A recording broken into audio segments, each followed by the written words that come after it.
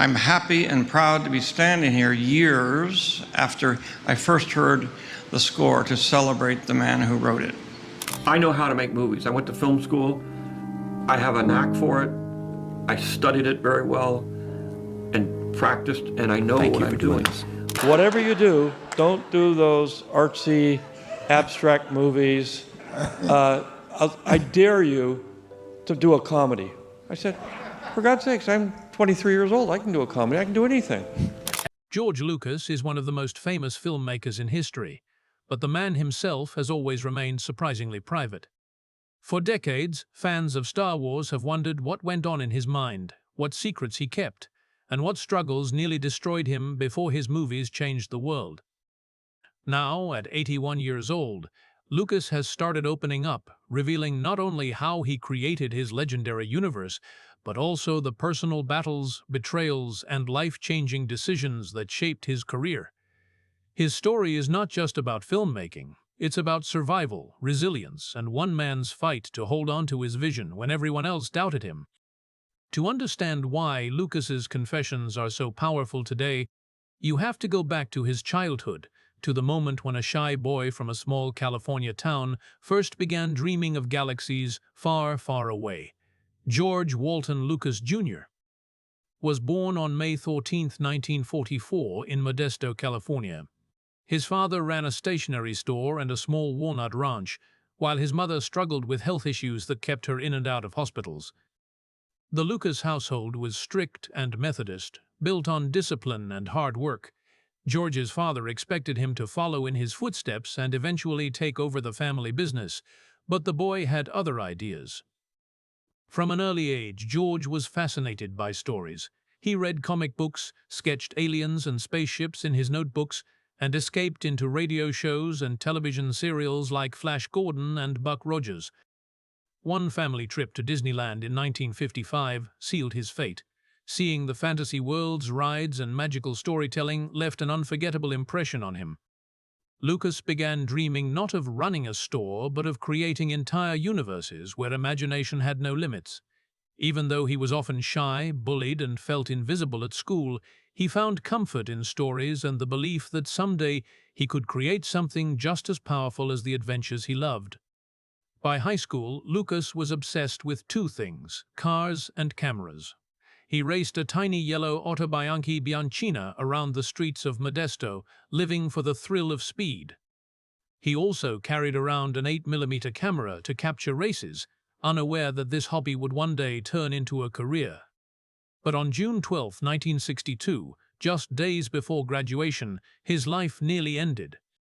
While turning into his driveway, a classmate in a Chevrolet Impala slammed into his small car. The impact was devastating. His seatbelt snapped, throwing him from the vehicle just moments before it smashed into a walnut tree. Paramedics found him not breathing, with no heartbeat. He was rushed to the hospital, his lungs crushed, ribs broken, and his body bruised so badly that doctors believed he would not survive. For weeks, George hovered between life and death, fighting through excruciating pain.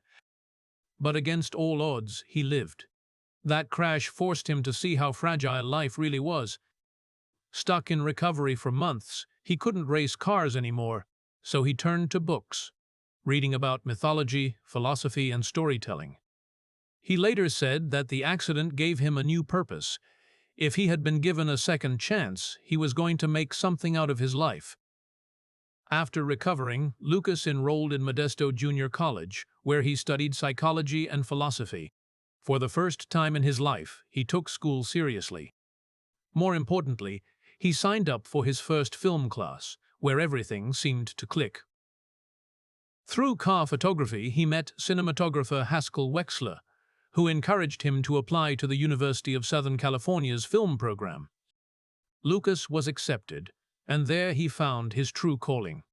At USC, he immersed himself in film, completing years of coursework in just 1 year, and becoming close with future filmmakers like Walter Murch and John Milius.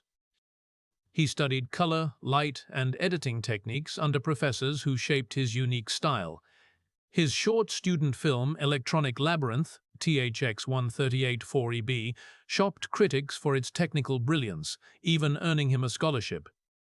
Lucas was resourceful, often teaching Navy classes just to gain free film supplies and using real-world locations for his shoots. By the time he graduated, his talent was undeniable. Yet even with his skills, the film industry would prove to be a brutal place, one that nearly ended his career before it began. Lucas's first professional feature film, THX-138, was released in 1971. It was a dystopian story with advanced visuals but a cold, abstract style. Audiences didn't understand it, and it flopped at the box office. Lucas not only had to return advance money to Warner Brothers, but he also faced humiliation when the studio cut parts of his film without his permission. That betrayal scarred him deeply and fueled his obsession with maintaining creative control for the rest of his career. Financially, he was on the edge of collapse, and his dreams of filmmaking seemed close to ending. But instead of giving up, Lucas learned a painful lesson. If he wanted to survive in Hollywood, he couldn't just make movies for himself. He needed to make films that people actually wanted to see. That failure forced him to think differently, and it became the turning point that eventually led him to create something no one could have imagined: Star Wars. Before he reached the stars, Lucas turned back to his roots. In 1973, he directed American Graffiti, a nostalgic film about teenage life and cruising cars in the early 1960s. Made on a small budget of $775,000, it shocked everyone by earning $1,115 million worldwide. It became one of the most profitable films ever, launching the careers of actors like Harrison Ford and earning Lucas Oscar nominations. More importantly, it gave him creative freedom. After the failure of THX-138, Lucas had finally proven himself. But instead of celebrating, he already had his eyes set on something much bigger. Since childhood, he had dreamed of making a Flash Gordon movie, but when he couldn't secure the rights, he decided to create his own space adventure. That dream evolved into a project that seemed impossible at the time, something called Star Wars. Making Star Wars was anything but easy. When filming began in 1976, everything went wrong. In Tunisia, rainstorms shut down production, crew members got sick, and equipment constantly broke. In London, the crew mocked the project, thinking it was a children's cartoon. Even Lucas himself doubted it, suffering stress so severe that doctors warned him he was at risk of a heart attack. Industrial Light and Magic, the company he had created for special effects, failed to deliver on time, forcing him to step in personally. Despite the chaos, Lucas pushed through. He took a massive financial risk, trading his director's salary for the rights to sequels and merchandising, something the studio thought was worthless. That single decision would later make him a billionaire. When Star Wars finally released in 1977, it earned over $775 million, transforming cinema forever. Lucas had not only saved his career but created a cultural phenomenon that would live for generations. One of Lucas's greatest secrets came during The Empire Strikes Back. Only he and Mark Hamill knew the truth about Darth Vader being Luke's father. Even the actor playing Vader didn't know, and fake lines were used to keep the secret safe. When the reveal came in 1980, it stunned audiences worldwide. But behind the success, Lucas was struggling again. He had paid for the sequel himself, risking bankruptcy if it failed. Stress destroyed his partnership with producer Gary Kurtz, and friendships fell apart. At the same time, his obsession with control only grew stronger, fueled by past betrayals. Yet those risks paid off. By the time the original trilogy ended, Lucas wasn't just a filmmaker, he was the owner of one of the most valuable franchises in history. His gamble on merchandising rights alone made him billions, a decision that 20th Century Fox would regret forever. Even with success, Lucas's personal life was full of struggles. His marriage to Marcia Lucas, an Oscar-winning editor who played a key role in shaping the emotional heart of Star Wars, ended in divorce. The pain of that breakup affected his films, with darker tones appearing in projects like Indiana Jones and the Temple of Doom. That movie was so shocking that it led Hollywood to create the PG-13 rating. Through it all, Lucas remained dedicated to building his empire, creating Skywalker Ranch and pushing technology forward through companies like ILM and Lucasfilm.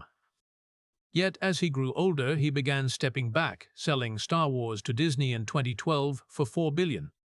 At 81, he now looks back with honesty, sharing the betrayals that shaped him, the mistakes that nearly destroyed him, and the decisions that turned him into a legend. His journey is proof that even when life throws its hardest battles, vision, resilience, and courage can change the world. By the early 1980s, George Lucas was one of the most powerful men in Hollywood, but behind his success there was a heavy personal cost. Fame brought him wealth, recognition, and creative freedom, but it also came with crushing pressure. Fans adored Star Wars and wanted more, yet Lucas felt trapped by his own creation. Every time he worked on a new installment, the expectations grew higher. People didn't just want a movie, they wanted magic that would change their lives again. Carrying such weight nearly broke him. Lucas himself once admitted that making The Empire Strikes Back was like being at war. He was exhausted, constantly traveling between sets, managing special effects, rewriting scripts, and settling disputes with producers. At the same time, his marriage was falling apart, and the demands of work left him little time for his children. It was during this period that Lucas began questioning whether the empire he had built was worth the personal sacrifices he had made. Success, he realized, was not the blessing everyone assumed. It was also a cage. After years of silence, Lucas returned in the late 1990s with The Phantom Menace, the first of his prequel trilogy. The world was buzzing with excitement, and fans camped outside theaters for weeks just to get tickets. The movie made history at the box office, but the response was far more complicated. While some loved it, many were disappointed, criticizing the film's heavy use of CGI and certain characters like Jar Jar Binks. For Lucas, it was devastating. He had poured years of effort into building a new story, experimenting with technology, and pushing the limits of what cinema could achieve, yet instead of praise, he received a storm of mockery and hate. The backlash made him feel misunderstood and unappreciated. He wanted fans to see his vision, but many only compared it to the original trilogy and claimed he had ruined their childhood. Lucas described it as being beaten up by your own children. The prequel era was supposed to be his triumphant return, but instead it became one of the most painful chapters of his career. By the 2010s, George Lucas had grown tired of fighting battles with critics, studios, and even his own fan base. At 68 years old, he made one of the hardest decisions of his life, selling Lucasfilm to Disney for over $4 billion. On paper, it was one of the most successful business deals in Hollywood history, yet for Lucas, it felt like giving away one of his children. He had nurtured Star Wars from a risky idea into the most famous film saga ever, and now it would live on without him. Lucas hoped Disney would continue his vision, but he was soon disappointed when they rejected his story outlines for the sequels. It was as if his voice no longer mattered in the galaxy he had created. He admitted feeling betrayed, describing the sale as a painful divorce. Watching Star Wars evolve under new leadership was bittersweet. Millions of fans still loved the universe he built, but it was no longer his. For Lucas, letting go was both a relief and a heartbreak, marking the true end of his reign over the saga.